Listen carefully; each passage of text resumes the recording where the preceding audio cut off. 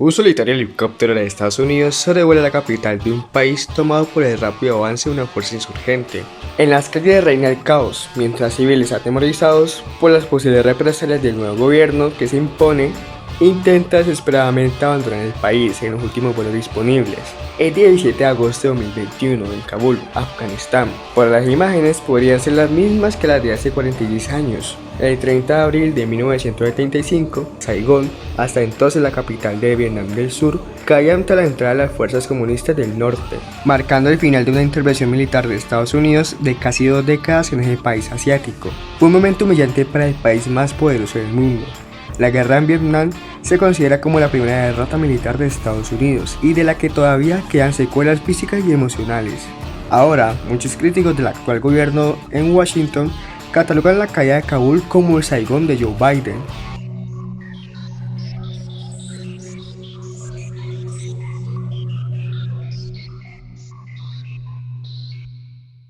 Ustedes se preguntarán, ¿qué pasó en Vietnam?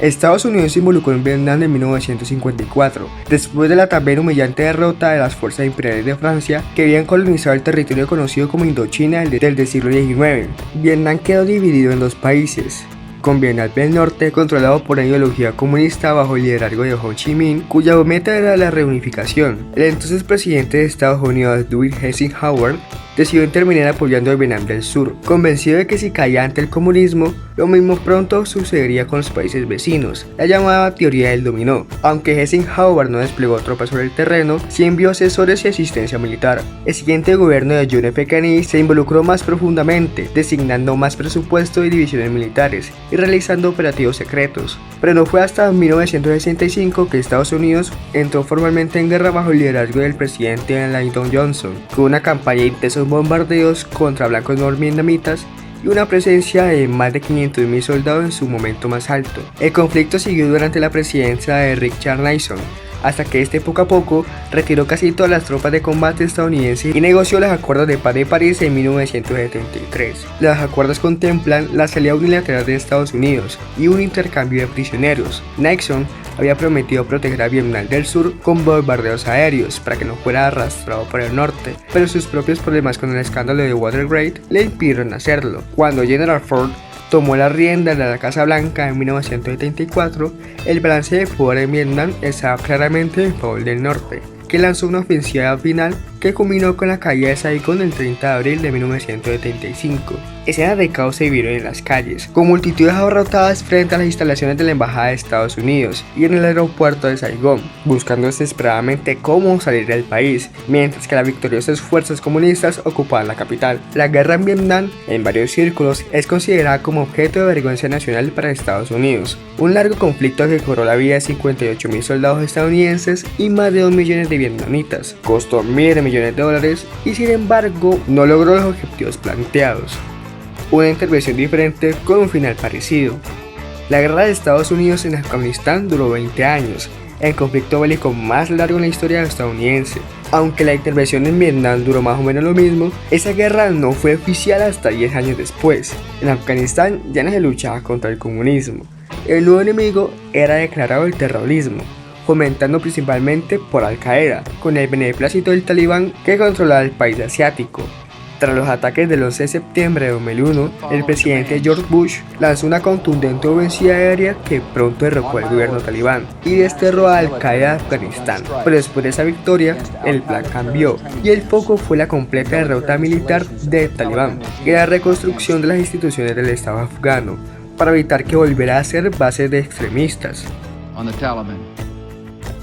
Deliver to United States authorities all the leaders of Al-Qaeda who hide in your land. Eso implicó una fuerte presencia militar que fue aumentada por el presidente Barack Obama, con la idea de proteger a la población del talibán mientras se intentaba reintegrar a los insurgentes a la sociedad. El plan de Obama también contempló enfrentar al ejército afgano y prepararlo para una retirada paulatina estadounidense y un traspaso de las responsabilidades a las fuerzas afganas.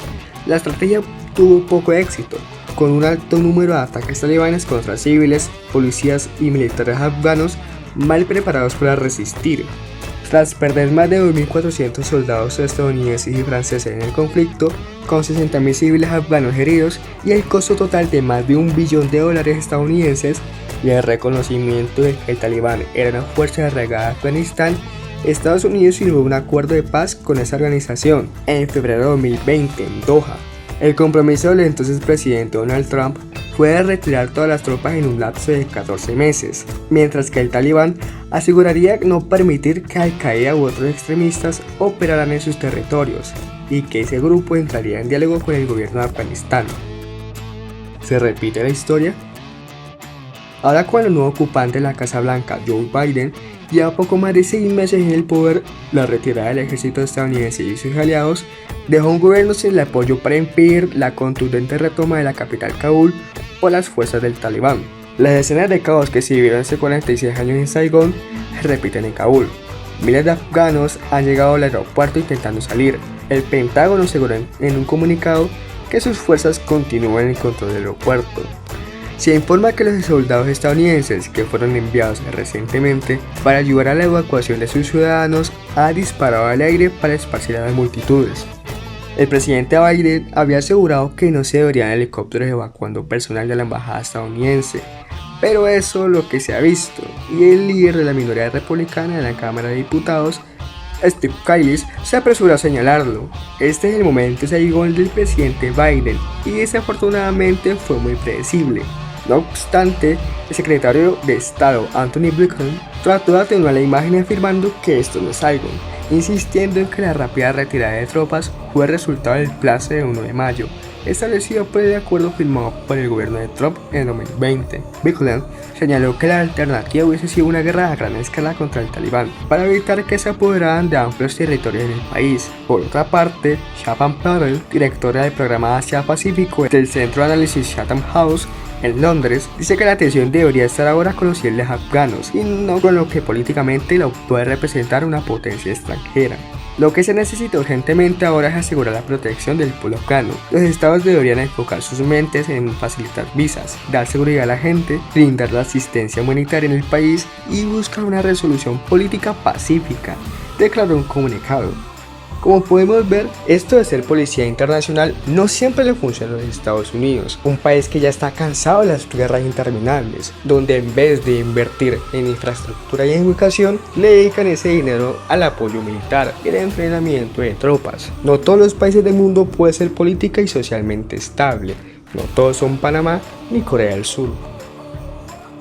Ya hemos llegado al final del video. Si les gustó, le pueden dar me gusta y si desean se suscriben y comparten, serían de mucha ayuda.